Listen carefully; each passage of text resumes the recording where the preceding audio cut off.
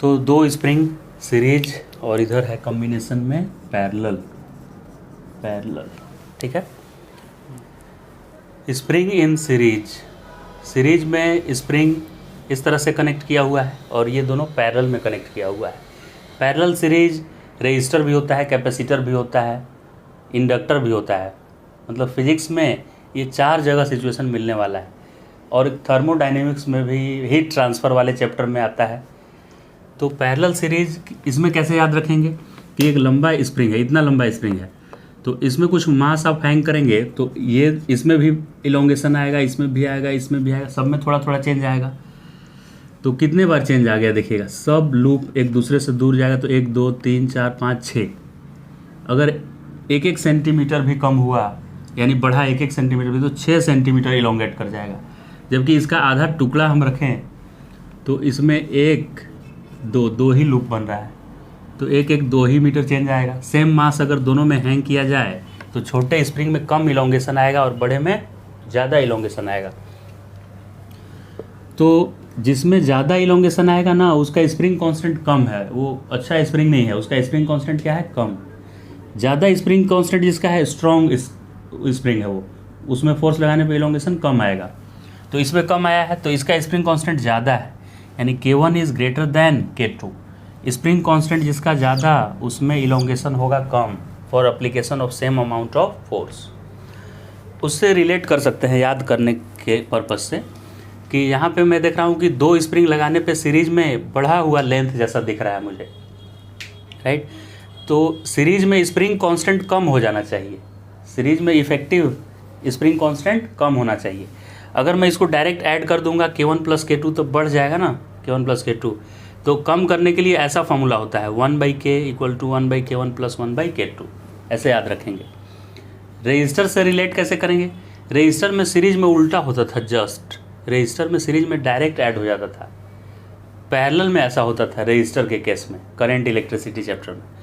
तो खैर हम समझ गए कि ये रजिस्टर का उल्टा है एक तो, और वैसे नहीं समझ में आएगा तो समझ लेंगे इस तरह से भी कि स्प्रिंग ज़्यादा लंबा होगा तो इलोंगेशन ज़्यादा होगा, यानी स्प्रिंग कांस्टेंट मुझे कम कराना है, इसलिए 1/K = 1/K1 + 1/K2 सीरीज में। पैरेलल में स्प्रिंग रहेगा ऐसे, तो इसका चूँकि उसमें 1/K करके लिखे हैं तो इसमें डायरेक्ट लिख देंगे ऐड करके K1 + K2। अब पैरेलल सीरीज जानने का तरीका क्या है कि पैरेलल में सेम पॉइंट से कनेक्टेड होना चाहिए। जैसे स्प्रिंग नंबर 1 और 2 दोनों एक सिचुएशन एक जैसा कनेक्टेड है, दोनों ही ब्लॉक से कनेक्टेड है, और इस स्प्रिंग का दूसरा एंड वॉल से कनेक्टेड है, तो इसका जैसा दोनों एंड है, इसका दोनों एंड सेम सिचुएशन में फंसा हुआ है, इसीलिए ये पैरेलल में है, राइट। जबकि इसका देखेंगे आप तो इसका क्या है, इसका एक एंड वॉल से है लेकिन इसका कोई भी एंड वॉल से है ही नहीं, तो आइडेंटिकल सिचुएशन में नहीं ये फंसा हुआ है। तो पैरेलल में दोनों स्प्रिंग का दोनों एंड एक जैसा सिचुएशन में रहना चाहिए। एक मैं यहाँ पे डायग्राम बनाऊंगा और आपको बताना है कि इन दोनों स्प्रिंग को पैरेलल लिया जाएगा कि सीरीज। ये स्प्रिंग नंबर 1 ये मास है, इसका स्प्रिंग कांस्टेंट K1, ये स्प्रिंग नंबर 2 इसका स्प्रिंग कांस्टेंट K2। तो मुझे इन दोनों का स्प्रिंग इक्विवेलेंट निकालना है, तो ये दोनों सीरीज में दिख रहा है कि पैरेलल है, ये दोनों बताइए। तो ये देखने में तो लग रहा है सीरीज, लेकिन ये है सीरीज नहीं, क्योंकि स्प्रिंग नंबर 1 का एंड वॉल से कनेक्टेड है, मतलब ये एंड मूव नहीं करेगा। स्प्रिंग नंबर 2 का भी एंड वॉल से कनेक्टेड है, तो इन दोनों ही स्प्रिंग का एक किनारा रिजिड वॉल से कनेक्टेड है और दूसरा किनारा मूवेबल से कनेक्टेड है, तो दोनों स्प्रिंग सेम सिचुएशन में फंसे हुए हैं। स्प्रिंग नंबर 1 का एक किनारा रिजिड सपोर्ट से फिक्स है और दूसरा मूवेबल से, स्प्रिंग नंबर 2 का भी वही सिचुएशन है, एक रिजिड से और दूसरा मूवेबल से, तो इसलिए दोनों आइडेंटिकल सिचुएशन में फंसा हुआ है, इसलिए ये पैरेलल होगा। दिखने में सीधा लाइन से नहीं होगा, पैरेलल होगा। वो पैरेलल में कैसे ऐड करते हैं, पैरेलल में डायरेक्ट ऐड करते हैं, तो यहाँ इसका इक्विवेलेंट हो जाएगा K1 + K2। तो इस सिंपल पेंडुलम के केस में इसको मैंने स्लाइडली डिस्प्लेस किया और थीटा बहुत ही कम एंगल था, यहाँ समझने के लिए मैं उतना दूर तक कर दिया हूँ, क्योंकि ज़्यादा एंगल होगा तो उसको ओसिलेशन बोलेंगे, SHM नहीं बोल पाएंगे। SHM मतलब सीधा लाइन में ऐसे रहना चाहिए, तो ये एंगल बहुत ही स्मॉल होना चाहिए एंगल, राइट। तो इस जगह इस पर क्या क्या फोर्स लग रहा होगा, mg लग रहा होगा इधर, और रस्सी में टेंशन इस साइड में, तो mg का एक कंपोनेंट mg साइन थीटा और इधर mg कॉस थीटा। तो इसको वापस लाने की कोशिश कौन कर रहा है, ये mg साइन थीटा। तो इस रस्सी का लेंथ अगर मैं l लूँ तो इस पॉइंट के अबाउट, ये टॉर्क इस पॉइंट के अबाउट मैं टॉर्क लिख रहा हूँ। तो टॉर्क होता है जो फोर्स है और उस फोर्स का डिस्टेंस। अभी ये फोर्स तो मैं नहीं लूँगा क्योंकि इसका रिजोल्यूशन कर चुका हूँ मैं। अभी इसका टॉर्क नहीं आएगा because this force is passing through axis, इसका आएगा, और इस फोर्स का डिस्टेंस कितना है, l के बराबर है। तो टॉर्क का फॉर्मूला होता है, फोर्स मैं लिख चुका हूँ, तो टॉर्क का फॉर्मूला होता है जितना भी फोर्स है mg साइन थीटा उसमें ये डिस्टेंस मल्टीप्लाई कर देते हैं l। क्योंकि ये थीटा स्मॉल है इसलिए स्मॉल एंगल को क्या लिख सकते हैं हम, स्मॉल एंगल को, ये रीस्टोरिंग है, वापस ऐसे आ रहा है, थीटा उधर की तरफ है तो ये लग किधर रहा है, वापस लाने के लिए।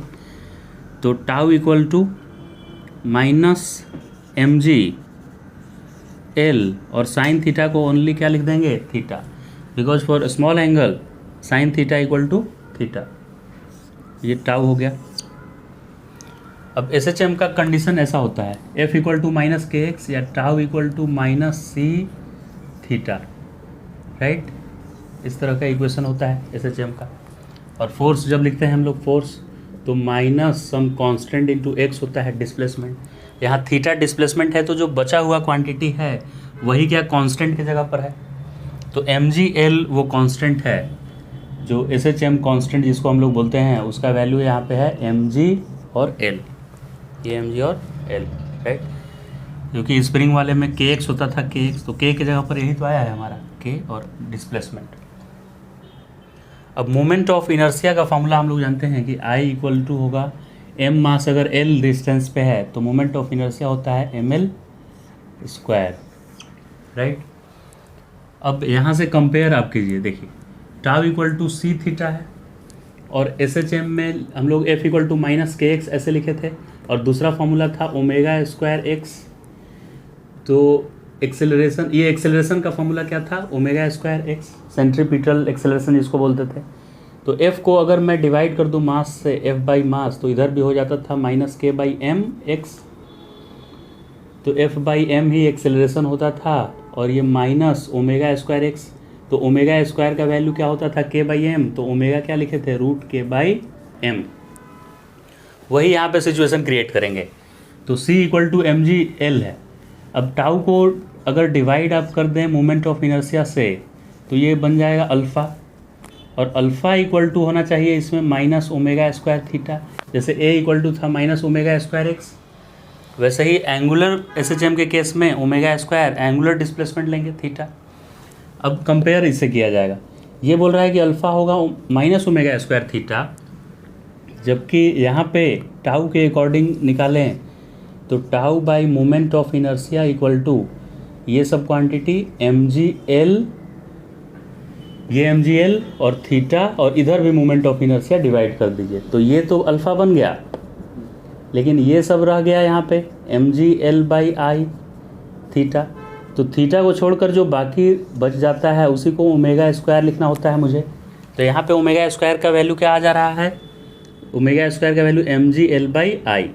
तो मैं लिखूँगा ओमेगा स्क्वायर बराबर mgl और moment of inertia. Moment of inertia एक पॉइंट मास अगर एक्सिस ऑफ रोटेशन से l डिस्टेंस पे है तो moment of inertia mr square होता है, तो ये ml स्क्वायर हो जाएगा,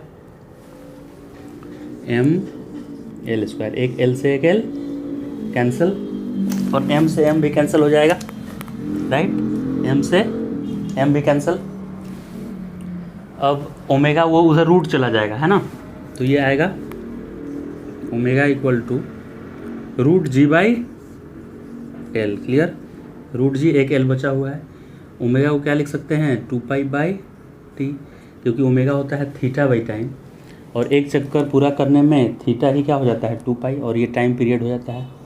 रूट जी बाई एल, इसको उल्टा कर दीजिए तो T by 2 pi equal to root L by G, और लास्ट में टी इक्वल टू ये 2 पाई मल्टीप्लाई हो जाएगा, तो 2 पाई√L/g। यही तो फॉर्मूला होता है सिंपल पेंडुलम का, टाइम पीरियड का फॉर्मूला होता है 2 पाई√L/g।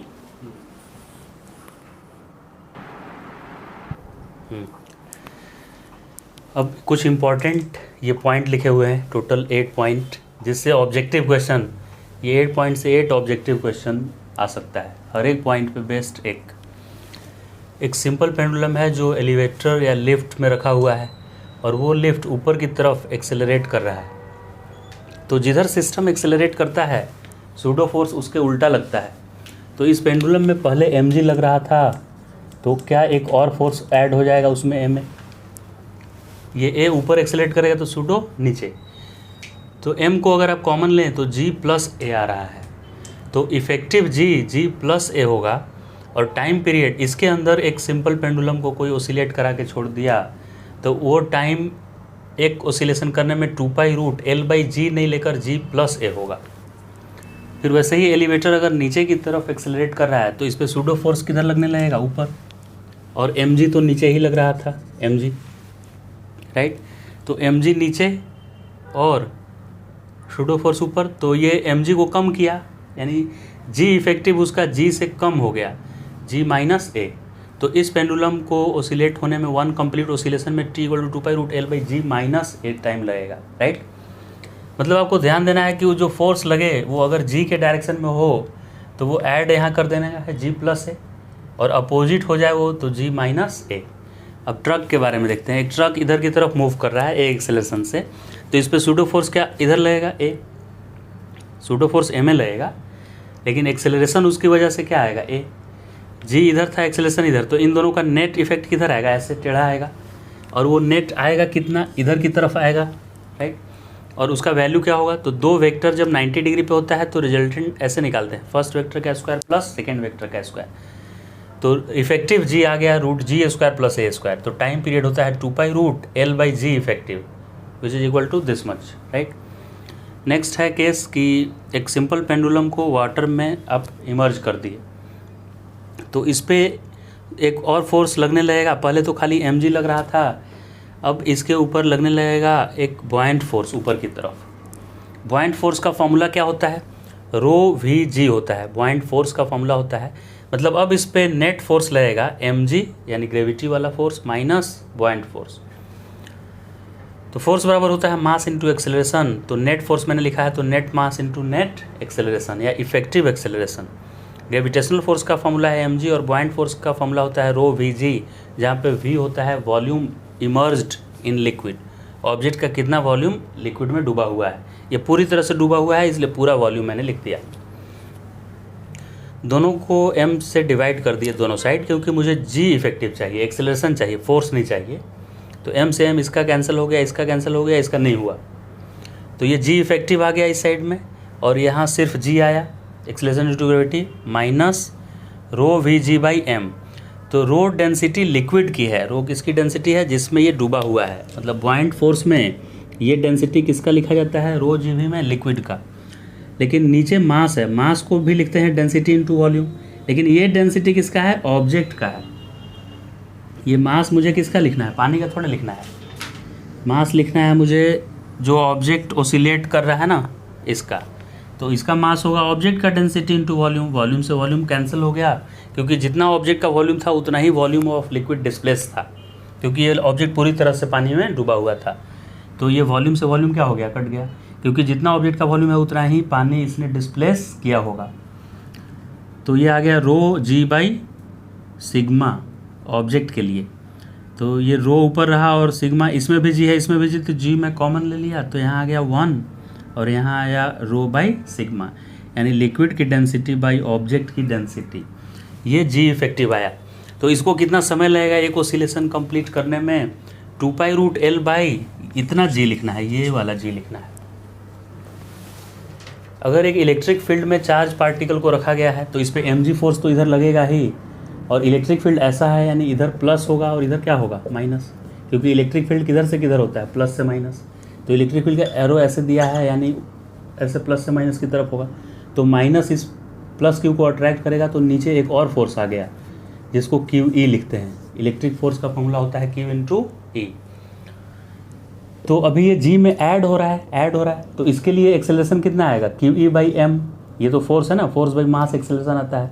पहले एक्सेलरेशन ओनली G था और बाद में आ गया QE/m, तो net acceleration G plus QE/m। अगर ये प्लस चार्ज नहीं होकर माइनस चार्ज होता तो इस पे फोर्स ऊपर लगने लगता, तो उस केस में G में सब्ट्रैक्ट होता है, ये G माइनस QE/m होता। अच्छा, अगर चार्ज प्लस ही रहता और इलेक्ट्रिक फील्ड उल्टा हो जाता, मतलब ऐसे नहीं होकर ऐसे हो जाता इलेक्ट्रिक फील्ड, तो भी इस पे ऊपर की तरफ फोर्स लग जाता जो कि mg के अपोजिट होता, उस केस में भी माइनस लेते, G माइनस QE/m। तो इस तरह से 4 तरह से कॉम्बिनेशन बन सकता है, कभी कभी G प्लस QE/m होगा और कभी कभी G minus QE/m। 6 number case. अभी तक जो भी केस यहाँ पर डिस्कस किया गया 5 नंबर तक, वो सब ऐसे पेंडुलम के लिए था जिसका लेंथ बहुत कम है। किसके कंपैरिजन में, अर्थ के रेडियस के कंपैरिजन में। अर्थ का रेडियस है 6400 किलोमीटर और ये सब पेंडुलम 1 मीटर 2 मीटर ऐसे होता है या सेंटीमीटर में होता है ये सब का लेंथ। 1 किलोमीटर का भी पेंडुलम नहीं होता है। 1 किलोमीटर कितना डिस्टेंस हो गया, उतना हाइट तक कहाँ कोई पेंडुलम बनाया है। तो ये बहुत कम लेंथ के लिए यहाँ तक के ऊपर का सब फार्मूला है। अगर क्वेश्चन में मेंशन करे कि बहुत लॉन्ग पेंडुलम है जिसका लेंथ रेडियस के आसपास है, अर्थ के रेडियस के कंपैरिजन का है, उतना लंबा हो गया है, तो उसका टाइम पीरियड 2π√L/g से काम नहीं चलेगा। उसका टाइम पीरियड एकदम ये अलग है, जो याद रखना है। 2π√, अभी इन्फिनिटी को छोड़ दीजिए इसको, ये तो स्पेशल केस है। इतना फार्मूला है 2π√1 divide by 1/L plus 1/r। L is length of pendulum, R is radius of earth और G वही 9.8 लेना है। इतना फार्मूला याद रखना है। इसमें अगर मैं L को इनफाइनाइट रख दूं, मतलब किसी ने ऐसा पेंडुलम बना दिया जो अर्थ का रेडियस के बराबर, छोड़िए पूरा इन्फिनिटी इतना लेंथ हो ले लिया, एक्सट्रीम केस, तो भी अच्छा मुझे कैसे पता चलेगा कि ये मैक्सिमम टाइम देने वाला है, मैक्स कैसे पता चला, क्योंकि लेंथ में ज़्यादा लूँगा तो ये कम आएगा, क्योंकि 1 डिवाइडेड बाई ये टर्म है, तो लेंथ जितना ज़्यादा होगा ये क्वांटिटी क्या होगा, कम, और डिनोमिनेटर वाला क्वांटिटी कम हुआ तो ये क्या होगा, ज़्यादा होगा। यानी लेंथ मैक्सिमम लेने से टाइम क्या आएगा, मैक्सिमम वाला टाइम आएगा, मिनिमम नहीं आएगा। ये लेंथ खाली डिनोमिनेटर में रहता तो लेंथ ज़्यादा लेने से टाइम कम आता। लेंथ डिनोमिनेटर के भी डिनोमिनेटर में है, यानी लेंथ अगर आप ज़्यादा लेंगे तो 1/लेंथ कम आएगा, यानी इसका डिनोमिनेटर कम आएगा, उससे टाइम ज़्यादा आ जाएगा। तो इससे L मैक्सिमम के लिए जो भी टाइम आएगा वो मैक्सिमम टाइम आएगा, और इसको इन्फिनिटी पुट करके इसको 6400 किलोमीटर पुट करेंगे आप, R का वैल्यू और G 9.8, तो उससे T जो निकल कर आएगा वो 1.5 घंटा आता है, यानी कि 84.6 मिनट लगभग इसका वैल्यू है। यानी कोई ऐसा पेंडुलम नहीं बना सकता है जिसका टाइम पीरियड इससे ज़्यादा हो, राइट। सेकेंड पेंडुलम किसको बोलते हैं, ऐसा पेंडुलम जिसका टाइम पीरियड 2 सेकेंड होता है। तो जो पेंडुलम क्लॉक होता है ना, उसका 2 सेकेंड टाइम पीरियड होता है। मतलब वो एक बार यहाँ से मान लीजिए स्टार्ट किया, तो एक बार इधर जाता है 1 सेकेंड में, दूसरे सेकेंड यहाँ आने में उसको 1 और सेकेंड लग जाता है, तो 2 सेकेंड में वो 1 ऑसिलेशन पूरा करता है। तो ऐसा पेंडुलम जिसका टाइम पीरियड 2 सेकेंड हो, उसका नाम है second pendulum. Last point 8 number, ये बहुत ही इंपॉर्टेंट है, इस पर बेस्ट क्वेश्चन दिया हुआ है एक्सरसाइज में। 2 पेंडुलम है, एक का लेंथ कम और मतलब शॉर्ट लेंथ, और ये लॉन्ग लेंथ का पेंडुलम। तो टाइम पीरियड तो ज़्यादा किसका होगा, देखिए लेंथ के डायरेक्टली प्रोपोर्शनल है, तो जो लॉन्ग लेंथ का है उसका टाइम भी ज़्यादा लगेगा। तो इसको ज़्यादा टाइम लगेगा, मतलब ये धीरे धीरे ऐसे ओसिलेशन करेगा, स्लो, ज़्यादा टाइम लगेगा वो एक ओसिलेशन में।